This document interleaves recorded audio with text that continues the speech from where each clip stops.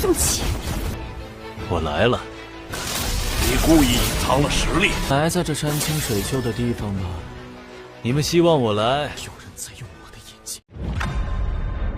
Melanjutkan dari episode sebelumnya, dunia bulu surgawi telah bertabrakan dan saling bertumpang tindih dengan dunia tempat reruntuhan besar berada. Karena itu, langit dunia bulu surgawi sebenarnya adalah reruntuhan besar. Pemandangan seperti itu sungguh tidak wajar. Sayangnya, dia mungkin tak akan bisa melihatnya lagi. Dahulu, dunia bulu surgawi berada di bawah perlindungan kekaisaran pendiri kaisar. Namun setelah mengalami bencana besar, semua perlindungan itu lenyap. Tanpa naungan kekaisaran, para dewa iblis pun menemukan dunia bulu surgawi dan mengasimilasi seluruh penghuninya. Bencana pendiri kaisar telah terjadi 20.000 tahun silam. Sejak saat itulah dunia bulu surgawi berubah menjadi bagian dari reruntuhan besar. Wilayah kekaisaran pendiri kaisar ternyata tidak hanya mencakup reruntuhan besar, mereka bahkan menguasai dunia lain. Pikiran Qinmu melayang jauh. Kekaisaran pendiri kaisar pasti pernah menaklukkan banyak dunia dan mengelolanya dengan makmur, termasuk dunia bulu surgawi yang dihuni berbagai makhluk hidup. Hidup di era itu tentu luar biasa. Aku pernah mendengar tempat ini disebut surga surgawi, ujar Yu Zhaoqing pelan. Seorang kaisar adalah penguasa dari seluruh langit dan dunia. Qinmu teringat perjalanannya melintasi reruntuhan besar bersama Xiong Xiu dan putrinya. Saat melewati istana surga barat, ia melihat puing-puing megah yang tertancap miring ke tanah, dinding runtuh, pilar roboh, dan sisa mesin raksasa yang terkubur di pegunungan. Ia segera menenangkan diri dan menepis pikirannya. Replika tubuh dewa iblis sudah musnah. Kalian aman sekarang? Kata Qinmu. Ketua Yu, apa rencanamu selanjutnya? Kami akan membangun kembali negara kami dan kembali ke tanah air kami. Pakaian Yu Zhaoqing bergetar lembut, lalu berubah menjadi zirah. Aura pembunuh dan semangat tempurnya melonjak ke angkasa. Aku akan memimpin klan bulu surgawi kembali ke dunia bulu surgawi. Banyak ras iblis lain telah merebut tanah kami. Aku akan merebut semuanya kembali dan membunuh setiap musuh. Qinmu terkejut. Masih ada ras iblis lain di sana? Klan bulu surgawi hanya tersisa beberapa juta orang. Apa kalian yakin mampu merebutnya kembali? Yu Zhaoqing tersenyum penuh keyakinan. Replika tubuh dewa iblis telah mati. Klan lain pasti juga terbebas. Kami berkomunikasi melalui gelombang pikiran. Saat bertempur, itu semudah menggerakkan tangan. Qinmu menggeleng pelan. Ketua Yu, jalur kultivasi, teknik, dan seni surgawi di era sekarang sudah sangat berbeda. Selama bertahun-tahun kalian dikendalikan, musuh pasti telah mempelajari semua kelemahan kalian. Gelombang pikiran bisa dicegat. Di mata mereka, kalian seperti domba yang menunggu disembelih. Ki vital Qinmu meledak. Ia mengaktifkan seni surgawi, membentuk rune-rune aneh yang menyerupai wajan raksasa terbalik. Rune itu bergetar dan memancarkan gelombang suara tak kasat mata. Di telinga Yu Zhaoqing, suara itu seperti lonceng yang berdentang keras, mengacaukan pikirannya dan memutus hubungannya dengan klan. Qinmu membubarkan tekniknya. Ketua Yu, menurutku kalian tidak boleh terburu-buru. Pikiran Yu Zhaoqing kacau. Pakaian bersisik di tubuhnya berubah warna tak beraturan, menandakan batinnya tidak stabil. Kekaisaran perdamaian abadi sedang mengalami reformasi besar, lanjut Qinmu. Berbagai jalur dan seni surgawi baru terus berkembang. Kalian bisa menetap sementara di kekaisaran perdamaian abadi, mempelajari kemampuan baru. Setelah cukup kuat, barulah kembali merebut dunia bulu surgawi. Yu Zhaoqing terdiam lama. Sebagai ketua klan, ia ingin segera kembali, tetapi ia juga paham bahwa pulang sekarang berarti kematian. Tiba-tiba, kepala penggembala matahari berbicara, Ketua Yu, mungkin kau belum tahu. Orang di sampingmu ini bukan orang biasa. Dia adalah yang mulia. Yang mulia? Yu Zhaoqing terkejut. Dia adalah yang mulia suku penggembala matahari, sekaligus penguasa tertinggi klan bulu surgawi. Jantung Yu Zhaoqing bergetar hebat. Ia segera berlutut, pakaiannya berubah menjadi busana resmi, lalu memberi hormat pada Qinmu. Sudah, jangan berlebihan, kata Qinmu sambil membantunya berdiri. Pendiri kaisar telah lama tiada. Aku bukan yang mulia lagi. Tangannya tanpa sadar menyentuh pakaian Yu Zhaoqing. Teksturnya halus dan lembut.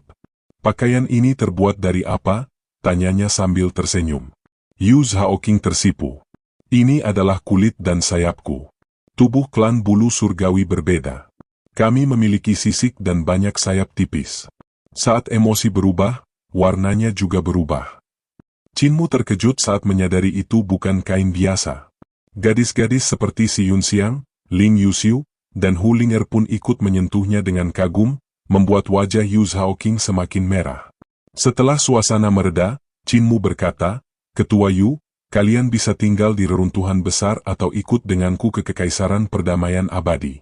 Setelah waktunya tiba, kalian bisa kembali merebut dunia bulu surgawi." Yu Zhaoqing mengangguk pelan. "Izinkan aku bermusyawarah dengan klanku terlebih dahulu." Setelah itu, Qinmu dan rombongan menuju pusat matahari yang terbelah. Para penggembala matahari sedang berusaha menarik rantai kapal matahari dari dalam inti. Matahari itu adalah sumber energi kapal matahari.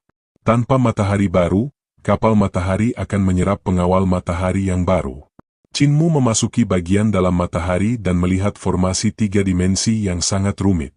Ribuan formasi inilah yang dahulu membuat matahari memancarkan cahaya dan daya tembak dahsyat.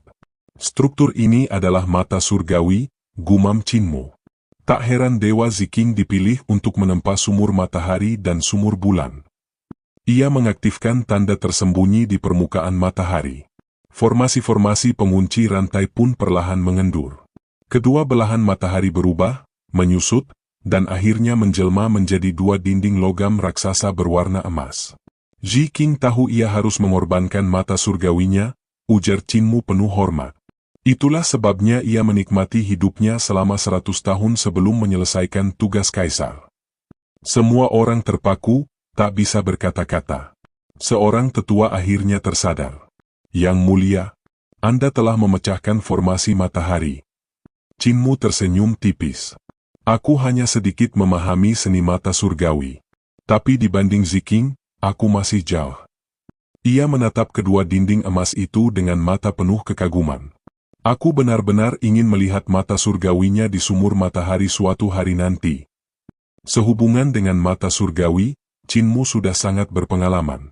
Ia telah mempelajari teknik kebangkitan 9 mata buta, menempa meriam ilahi Sunshot, serta memperoleh mata giok matahari dan mata giok bulan. Karena itu, seberapapun rumitnya struktur matahari yang ditempa Ziqing, Qinmu tetap dapat mengenali polanya. Banyak perubahan di permukaan, tetapi semuanya masih mengikuti standar asli mata surgawi. Bagi orang lain, formasi sekompleks ini hampir mustahil dipecahkan. Namun bagi Qinmu, titik-titik kunci dalam setiap formasi terlihat jelas. Ziqing menempa matahari bukan sebagai senjata, melainkan sebagai sumber penerangan. Karena itu, formasinya tidak bersifat ofensif dan relatif aman untuk diuji. Selain itu, Ziqing juga meninggalkan mekanisme untuk menyingkirkan matahari. Saat mekanisme itu diaktifkan, matahari akan berubah menjadi dinding logam. Karena matahari tersebut telah dihancurkan Qinmu menjadi 2, maka kini terbentuk 2 dinding logam raksasa. Para penggembala matahari menahan keterkejutan mereka dan mulai menarik rantai. "Tanpa kail, bagaimana kita bisa memancing matahari lain dari sumur matahari?" tanya seseorang. Semua mata tertuju pada Qinmu. Tetua-tua menggeleng. Tingkat kultivasi yang mulia belum cukup tinggi. Sumur matahari terlalu panas. Bahkan benda yang ditempa penggembala matahari akan meleleh di dalamnya. Terlebih lagi, yang mulia masih berada di alam 6 arah. Qinmu tersenyum tenang. "Ketua lupa? Setelah menjadi pelindung matahari, aku bisa mengendalikan energi kapal matahari. Selama matahari berhasil ditarik, aku tidak akan takut ditelan kapal." "Bagaimana jika gagal?" tanya tetua ragu. "Tidak ada kata gagal," jawab Qinmu tegas. "Aku yang menghancurkan matahari ini, maka akulah yang akan menarik penggantinya." Ia segera bertindak. Tubuhnya membesar saat ia meraih pilar. Sebelum bergerak, ia mengirim pesan, "Ketua, siapkan 1 set pakaian. Pakaian cadanganku sudah habis." Tetua itu terdiam sejenak, lalu memerintahkan, gunakan sutra emas yang muda surgawi. Undang ketua Yu dari klan bulu surgawi untuk menyesuaikannya, agar pantas dan layak.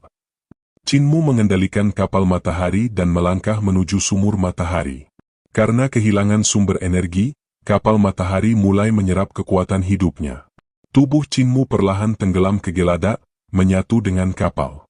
Kali ini, penyerapan terjadi jauh lebih cepat. Aku harus segera menarik matahari, pikir Qinmu. Rantai kapal matahari meluncur ke dalam sumur matahari seperti naga hitam. Sumur itu tampak seperti jurang kosmik raksasa, dipenuhi bola-bola matahari bercahaya, dikelilingi bintang dan galaksi yang berputar. Dari kejauhan, Qinmu terlihat seperti nelayan yang sedang memancing matahari. Rantai telah mencapai batasnya, tetapi belum menyentuh matahari. Ketua, suruh semua orang meninggalkan kapal, teriak Qinmu. Perintah segera dilaksanakan. Kapal matahari melangkah ke dalam pilar cahaya sumur matahari. Tubuh raksasa Qinmu bergetar hebat. Yang mulia, kapal matahari sudah menelan pahamu, teriak tetua panik. Panas membakar tubuh Qinmu. Ia mengaktifkan teknik kebangkitan mata 9 surga agar mampu melihat ke dalam sumur. Akhirnya, rantai menyentuh sebuah matahari. Namun pada saat itu, kapal matahari telah menelan tubuh Qinmu hingga ke pinggang. Sial, tanpa matahari, penyerapan ini terlalu cepat. Ia menenangkan diri. Dengan keempat rantai, ia meraba permukaan matahari, mencari mekanisme tersembunyi. Tubuhnya terus tenggelam, hingga hampir menutup wajahnya. Ketika penglihatannya hampir lenyap, Qinmu melihat sebuah mata yang bersinar di balik cahaya matahari. Mata surgawi Ziqing. Kesadarannya bergetar. Ia segera mengerahkan seluruh ki vitalnya.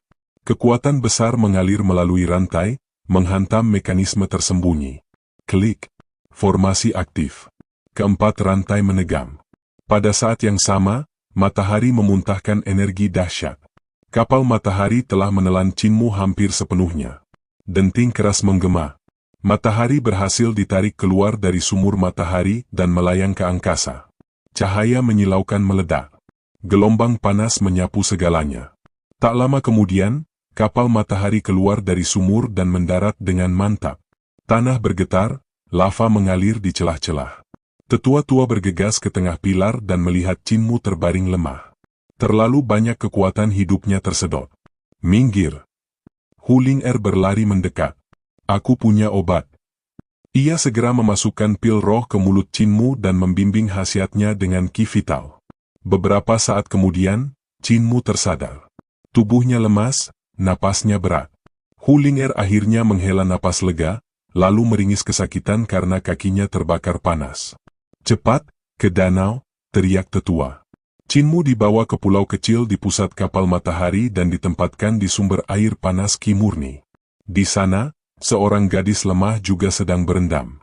Adik penggembala sapi, katanya sambil tersenyum tipis. Hu Ling'er ikut berendam dengan wajah puas. Kakiku juga terluka. Air panas ki murni mengalir ke tubuh mereka, memelihara darah, tulang, jiwa, dan roh. Hu Ling'er menoleh sambil tertawa kecil. Tuan muda, tadi semua orang melihatmu, tahu? Qinmu perlahan membuka mata. Cahaya putih meledak dari pupilnya, seterang matahari yang tak terhitung jumlahnya, membuat semua orang refleks menutup mata. Qinmu memejamkan mata. Setelah beberapa saat, Hu Ling'er dan Yan Jingjing perlahan pulih dari silau cahaya tadi. Di dalam sumur matahari, aku melihat mata surgawi Ziqing, ujar Qinmu pelan.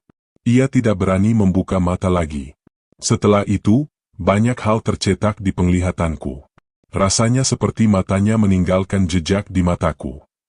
Apakah kamu masih bisa melihat sekarang? Tanya Yan Jingjing dengan gugup. Aku masih bisa melihat. Penglihatan Yan Jingjing sendiri telah banyak pulih berkat perawatan Qinmu, meski tubuhnya masih lemah. Ia segera mendekat, menekan pundak Qinmu, lalu berkata lembut, suku penggembala matahari juga memiliki teknik mata. Namanya lingkaran bintang matahari Pleiades. Tunggu sampai aku mengeksekusinya, baru buka matamu. Aku akan membantumu menstabilkannya. Tak lama kemudian, Yan Jingjing berkata, sudah. Qinmu membuka mata. Cahaya surgawi menyembur, menyapu sekeliling seperti sinar putih bersalju. Yan Jingjing mendekat, menatap pupilnya dengan saksama. Di matanya, lingkaran bintang berputar perlahan, menahan kekuatan mata surgawi Qinmu. Ini adalah rune pembentuk formasi, gumam Yan Jingjing. Lapisan terluarnya mirip lingkaran bintang matahari Pleiades, tetapi di dalamnya masih ada lapisan lain, 2, 3, bahkan lebih. Ia melihat struktur berlapis di dalam pupil Qinmu. Rune-rune membentuk lingkaran matahari yang bertumpuk, seakan tak berujung. Di pusatnya, ada matahari, katanya pelan. Atau mungkin lingkaran bintang yang menyerupai matahari. Setelah selesai memeriksa, ia berkata, "Aku akan mengajarkanmu lingkaran bintang matahari Pleiades. Cobalah gunakan teknik ini untuk mengendalikan tanda di matamu." Qinmu mengangguk hati-hati. Saat itu barulah Yan Jingjing menyadari jarak mereka terlalu dekat. Tatapan mereka bertemu, cahaya bintang berkilau di mata masing-masing. Tiba-tiba suara Hu Ling'er terdengar, "Tuan muda, kok lama sekali? Sudah selesai belum?" Qinmu tersentak. "Belum, maksudku sudah hampir selesai." Yan Jingjing tertawa kecil. Hu Ling'er merasa curiga dan berenang mendekat, lalu menyemburkan air ke arah mereka. Keduanya segera menjauh dan menenangkan diri. Qinmu kembali memejamkan mata, sementara Hu Ling'er duduk di tengah mereka. Yan Jingjing lalu menjelaskan teknik lingkaran bintang matahari Pleiades secara rinci. Qinmu cepat memahami dan segera mencobanya. Lingkaran bintang di pupilnya meredup satu persatu, meski beberapa rune masih bergerak perlahan di dalam. Ketika ia membuka mata lagi, cahaya menyilaukan telah menghilang. Namun di kedalaman pupilnya, cahaya kecil masih berkedip. Teknik ini tidak sepenuhnya menutup tanda matahari di inti, kata Yan Jingjing setelah berpikir sejenak. Sepertinya ini hanya bagian dari teknik mata surgawi Ziqing. Qinmu tersenyum penuh keyakinan. Jejak ini sudah cukup. Kakek buta di keluargaku pasti bisa memulihkan teknik mata surgawi Ziqing hanya dari ini. Kakek buta? Yan Jingjing terkejut. Bukankah dia tidak bisa melihat?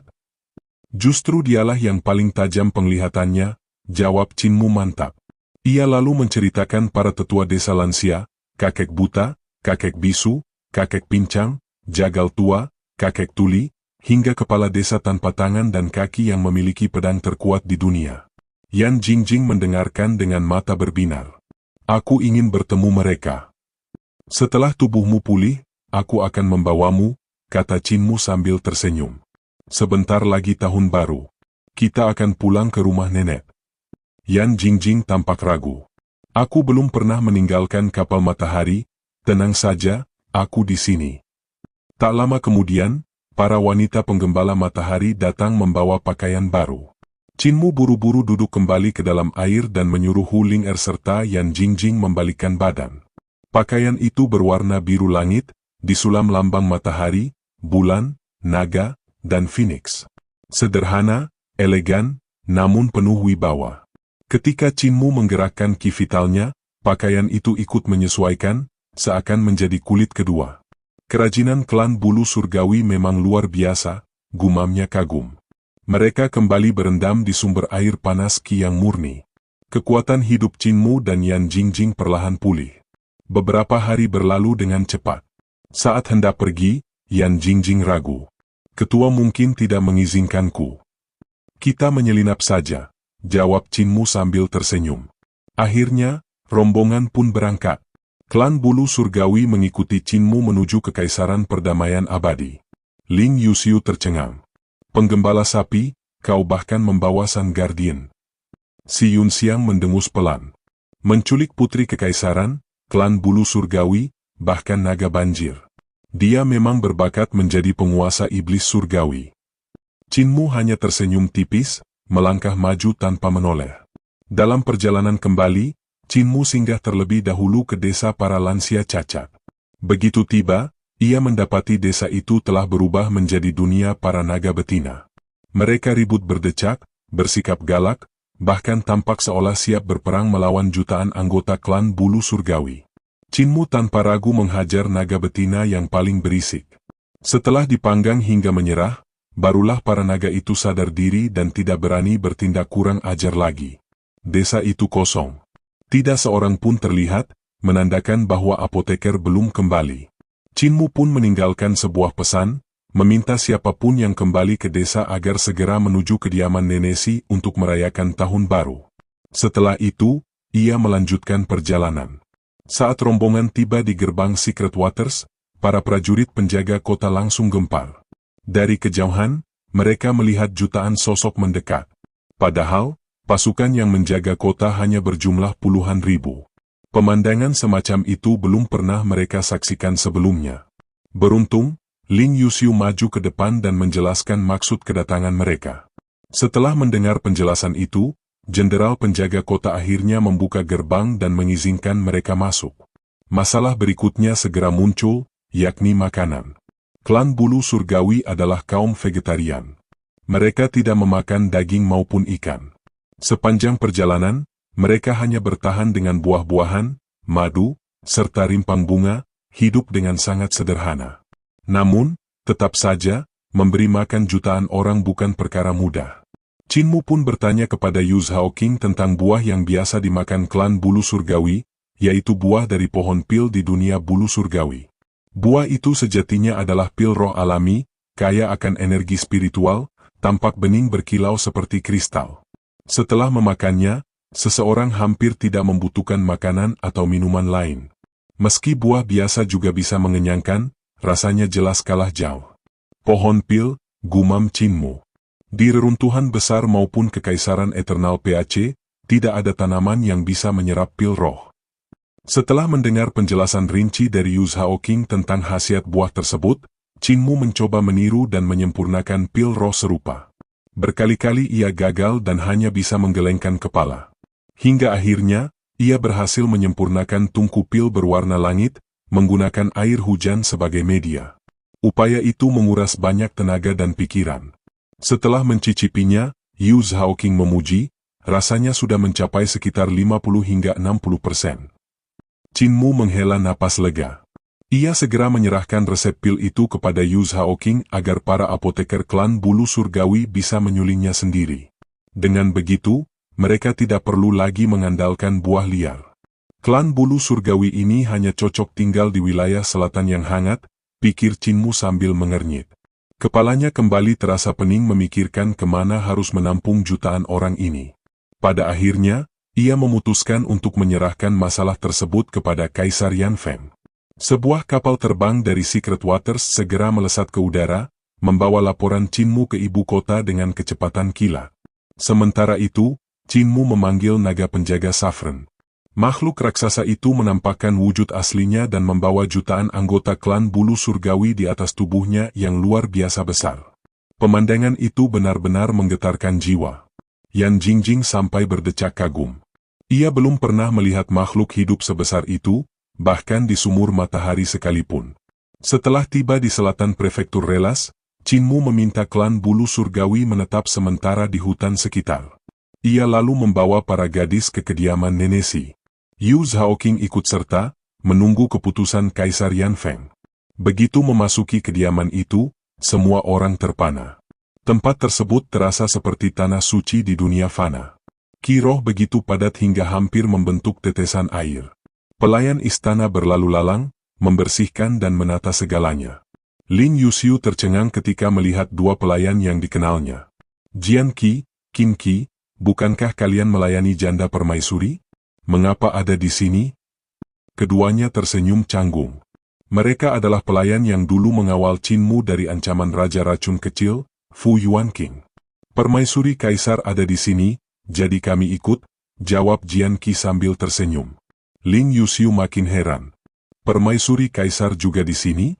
Untuk apa? Dengan ragu, Qin Qi berbisik, beliau mengejar playboy Yu ke sini.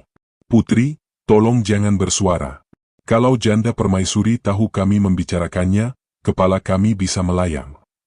Jian Qi menambahkan dengan suara pelan, menceritakan bagaimana banyak wanita kuat dunia persilatan mengejar playboy Yu, hingga permaisuri Kaisar pun akhirnya terlibat dan semuanya menetap di tempat ini. Lin Yuxiu melirik Chinmu dengan ekspresi rumit. Playboy Yu, dia bagian dari desa? Dia apoteker kakek, juga dikenal sebagai Raja Racun Wajah Giok, jawab Chin Mu sambil tertawa puas. Kalau begitu, apoteker kakek pasti ada di sini juga. Yan Jingjing mengamati sekeliling. Ia melihat makhluk-makhluk aneh, duyung berkepala manusia bertubuh ikan, serta duyung berkepala ikan bertubuh manusia. Ada pula iblis pohon, iblis bunga, dan berbagai makhluk roh yang sibuk mempersiapkan tahun baru. Tiba-tiba, sebuah suara lembut terdengar, "Chin Mu, kamu membawa begitu banyak gadis untuk tahun baru?" Semua menoleh. Seorang wanita cantik berjalan mendekat, kecantikannya bak makhluk dari legenda. Ia bukan seperti manusia biasa, melainkan sosok surgawi tanpa celah. Para gadis langsung terdiam, merasa kagum sekaligus rendah diri. "Bibi," seru si Yunxiang dengan gembira. Wanita itu tertawa. "Dialah Nenesi. Siang kecil, menjauhlah dari MUR-ku." Interaksi hangat pun berlangsung. Nenesi menggoda, menilai satu persatu gadis yang datang, membuat suasana menjadi riuh dan penuh kehangatan khas keluarga. Akhirnya, Chin Mu diusir untuk mencari kakek Triple. Ia segera menuju aula terdekat dan mendapati Blind, Mute, Deaf, Butcher, serta kepala desa berada di sana. Namun, suasananya tidak beres. Kakek Triple menangis terseduh. "MUR, kakekmu celaka." Setelah mendengar penjelasan, hati Chin Mu bergetar. Orang yang dulu menggali mata kepala desa telah muncul kembali dan merebut kaki dewa milik kakek Triple. Mute sudah pergi memperingatkan MA tua di biara petir besar. Dengan suara berat, kepala desa akhirnya berkata, namanya Xing An. Dia menyebut dirinya dewa. Dahulu, kekuatannya setara denganku. Apoteker menambahkan dengan cemas bahwa orang itu tampak muda, jauh dari seharusnya, dan kemungkinan besar akan mencari MA tua. Chin Mu mengepalkan tangan. "Kalau begitu, kita tidak bisa tinggal diam." Selain Nenesi, setiap orang di desa para lansia cacat memiliki satu keahlian unik yang menjadi ciri khas mereka. Keahlian itu telah mereka kembangkan hingga mencapai ranah dewa. Karena jembatan surgawi mereka telah rusak dan mustahil melangkah ke dunia yang lebih tinggi, seluruh hidup mereka dicurahkan untuk menekuni satu jalan saja. Justru karena itulah, kekuatan mereka mampu menandingi para dewa dari surga tinggi. Mereka jelas bukan dewa palsu seperti penguasa pemeliharaan naga. Hanya dengan mencapai ranah dewa pada satu bagian tubuh saja, seseorang sudah mampu bertarung melawan praktisi puncak surga tinggi. Maka, bagaimana jika seluruh bagian tubuh mencapai ranah dewa? Bukankah itu berarti menjadi dewa sejati? Jalan inilah yang ditempuh oleh praktisi kuat bernama Xing An. Namun, berbeda dari para lansia desa, ia tidak mengolah kekuatannya sendiri. Ia memilih jalan yang lebih kejam, merampas bagian tubuh orang lain. Energi seseorang terbatas. Tanpa memperbaiki jembatan surgawi, usia hidup juga terbatas, paling lama sekitar 800 tahun. Jika Xing An berkultivasi secara normal, ia paling jauh hanya bisa mencapai ranah dewa pada 2 bagian tubuh. Namun dengan merebut bagian tubuh dewa milik orang lain, ia bisa menyusun tubuh ilahi dan mendekati wujud dewa sejati. Itulah sebabnya ia masih tampak muda, meski seharusnya seusia dengan kepala desa. Ia jelas tidak hanya mengambil mata surgawi Blind dan kaki surgawi Triple. Pasti ada praktisi kuat lain yang telah jatuh di tangannya. Tak seorang pun tahu sejauh mana kekuatannya sekarang. Mata Blind adalah mata surgawi terkuat, dan kaki Triple adalah kaki surgawi terkuat. Hanya 2 itu saja sudah cukup untuk membuat Xing An berdiri di puncak dunia. Namun, ia pasti telah mengumpulkan lebih banyak lagi. Jika Xing An mengincar lengan MA tua, maka meski MA tua telah mencapai ranah rulai, ia belum tentu mampu menang. Jagal bangkit berdiri. "Aku akan pergi mencari MA tua." Kepala desa menatapnya tajam. "Jagal, apakah pisau adalah bagian terkuatmu?" Jagal berhenti. "Bukan. Yang terkuat adalah hatiku." Detik berikutnya, suara gemuruh terdengar dari tubuhnya. Itu bukan suara langkah atau benturan, melainkan detak jantung, berat, dalam, dan mengguncang seperti genderang perang surgawi. Ki dan darahnya meledak. Dalam pandangan Chin Mu, Jagal bukan lagi manusia, melainkan sebilah pisau surga. Jantungnya adalah sumber tenaga, memompaki dan darah ke seluruh tubuh pisau itu. Jagal telah mengolah jantungnya menjadi jantung surgawi. Xing An membutuhkan hatimu, ujar kepala desa pelan. Aku tidak takut padanya. Dia juga tidak takut padamu. Jika kau pergi sendiri, kau pasti akan dicegat. Kepala desa lalu menoleh ke bisu. Apa bagian terkuatmu? Bisu bangkit perlahan. Tanpa api, tungku di punggungnya menyala. Panas bukan berasal dari luar, melainkan dari dalam tubuhnya sendiri. Dantiannya telah disempurnakan menjadi tungku suci, berputar seperti matahari kecil yang siap meledak. Xing An juga akan mengincar dantianmu, kata kepala desa. Ia lalu menoleh ke Tuli. Keahlian lukismu tak bisa dirampas. Dia tak akan membutuhkanmu. Tuli mendengus, lalu beradu mulut ringan dengan apoteker. Namun kepala desa segera memotong, Xing An juga membutuhkan apoteker. Ia memerlukan keahliannya untuk memodifikasi tubuh. Wajah apoteker langsung pucat. Kalian ikut denganku, kata kepala desa tegas. Jagal, bisu, apoteker. Kita menuju biara petir besar bersama. Blind, Triple, Tuli, kalian tetap di sini. Emil, kau juga tinggal dan rayakan tahun baru. Blind berbicara tenang, Long Tuoku ingin bertemu dengannya sekali lagi. Tidak, jawab kepala desa. Triple tak bisa bertarung. Kau harus tinggal. Akhirnya, kepala desa pergi bersama Jagal, bisu, dan apoteker. Setelah mereka pergi, aula menjadi sunyi. Triple kembali menangis, menyesali tubuhnya yang kini tak bisa berlari maupun melompat. Chinmu menenangkannya, lalu mengajak Blind pergi ke danau.